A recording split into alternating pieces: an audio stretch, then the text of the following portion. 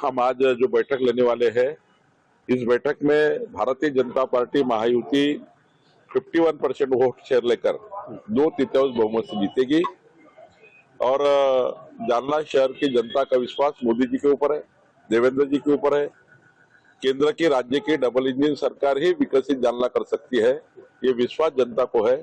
इसलिए जनता BJP alliance को vote देगी और पूरे बहुमत के साथ जालना ये महायुति के कब्जे में आएगा। हमारे भारतीय जनता पार्टी का महापौर निश्चित रूप से जालना में विराजमान होगा। कल महापालिका और नगर पालिका कल के चुनाव में 2/3 बहुमत के साथ 51% वोट शेयर लेके बीजेपी अलायंस ये जीतेगा।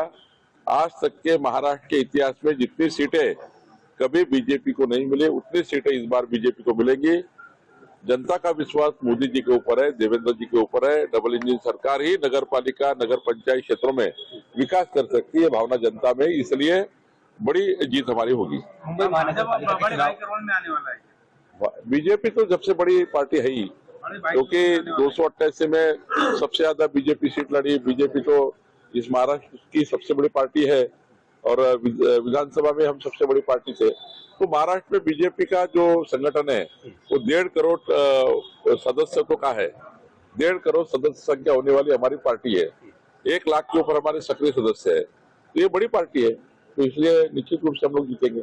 आखिरी सवाल, मुंबई महानगर पालिका के चुनाव आगे के महीने में होने वाले हैं और इस दौरान ठाकरे बंधु जो है वो एकत्रित ये चुनाव लड़ेंगे, ऐसी शक्यता है। 20 पार्टियों की इंडिया अलायंस भी एक आ जाएगी और ठाकरे जी को जिसको साथ में लेना वो साथ में ले ले। लेकिन मुंबई में भी बीजेपी का ही अलायंस का ही मेयर बैठेगा। अब वो दिन चले गए हैं जो 25 साल उन्होंने राज चलाया। अब मुंबई की जनता को मुंबई को इंटरनेशनल सिटी को देखना है। देश की पहली 10 सिटियों में मुंबई का विकास देखना है और मुंबई को जिस प्रकार से देवेंद्र फडणवीस जी ने विजन रखा है मुंबई विकसित करने का, वो विजन इंटरनेशनल लेवल पर मुंबई को लाने का काम माननीय देवेंद्र जी करने वाले हैं। इसलिए जनता देवेंद्र जी को और हमारी महायुति को वोट देगी।